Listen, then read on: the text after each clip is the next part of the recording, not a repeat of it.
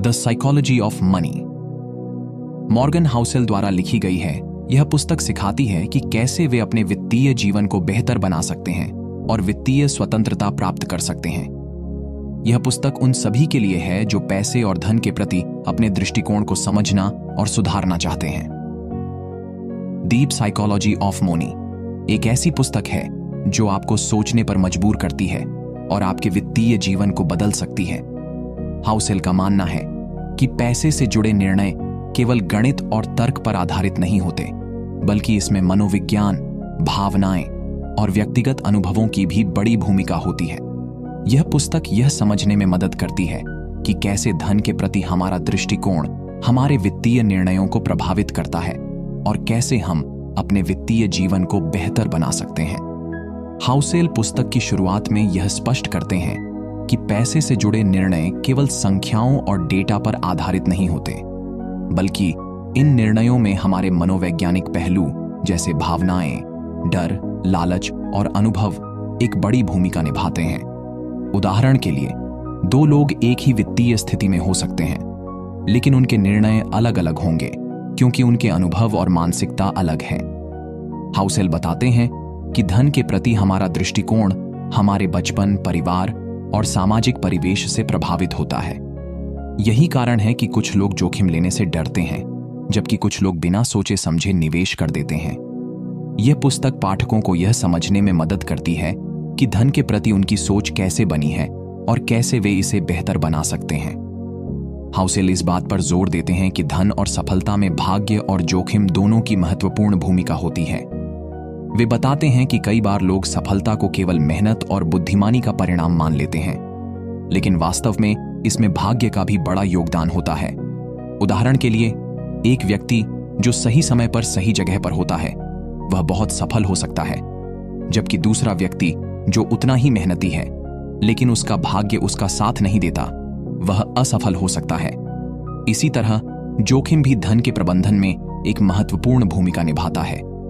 Housel बताते हैं कि जोखिम लेना जरूरी है, लेकिन इसे समझदारी से लिया जाना चाहिए।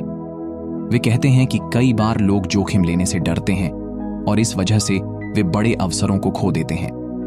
दूसरी ओर, कुछ लोग बिना सोचे समझे जोखिम ले लेते हैं और अपना सब कुछ गंवा देते हैं। इसलिए जोखिम को समझना और उसका सही तरीके से प्रबंधन करना बहुत जरूरी है।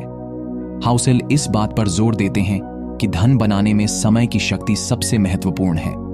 वे बताते हैं कि लंबे समय तक निवेश करने और धैर्य रखने से धन में बड़ी वृद्धि हो सकती है।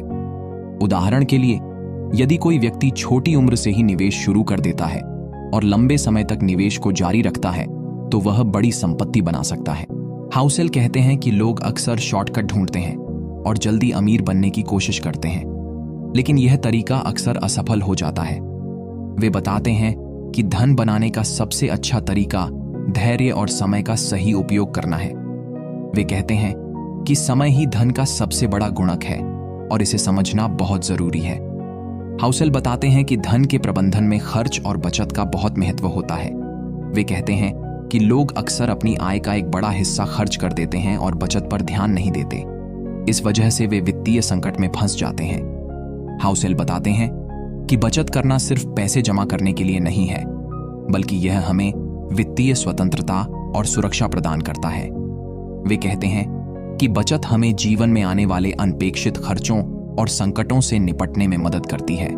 इसलिए बचत करना और खर्च को नियंत्रित करना बहुत जरूरी है। हाउसेल इस बात पर जोर देते हैं कि वित्तीय स्वतंत्रता का मतलब सिर्फ पैसा कमाना नहीं है, बल्कि यह है कि हम अपने जीवन को अपने तरीके से जी सकें। वे बताते हैं कि कई लोग अमीर होने के बाद भी खुश नहीं होते, क्योंकि उन्होंने अपने जीवन को पैसे के पीछे भागते हुए बिताया है। हाउसेल कहते हैं कि वित्तीय स्वतंत्रता का मतलब है कि हम अपने समय और जीवन पर नियंत्रण रख सकें। वे बताते हैं कि यह तभी संभव है जब हम अपने खर्च को नियंत्रित करें, बचत करें और लंबे समय तक निवेश करें। वे कहते हैं कि वित्तीय स्वतंत्रता ही असली धन है। हाउसेल इस बात पर चर्चा करते हैं कि धन और खुशी का संबंध जटिल है।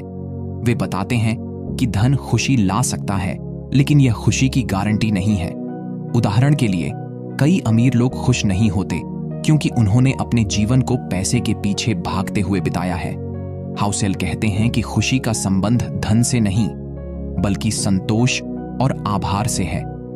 वे बताते हैं कि जो लोग अपने जीवन में संतोष और आभार की भावना रखते हैं, वे ज्यादा खुश रहते हैं। इसलिए धन के साथ साथ संतोष और आभार की भावना भी जरूरी है।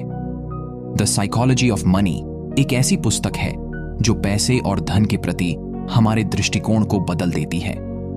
यह पुस्तक हमें यह समझने में मदद करती है कि धन के प्रबंधन में मनोविज्ञान की कितनी बड़ी भूमिका होती है। हाउसेल बताते हैं कि धन बनाने के लिए केवल गणित और तर्क ही नहीं, बल्कि धैर्य, समय और मानसिकता भी जरूरी है। अगर आपको यह कहानी पसंद आई हो तो इस वीडियो को लाइक करें और अपने दोस्तों के साथ शेयर करें।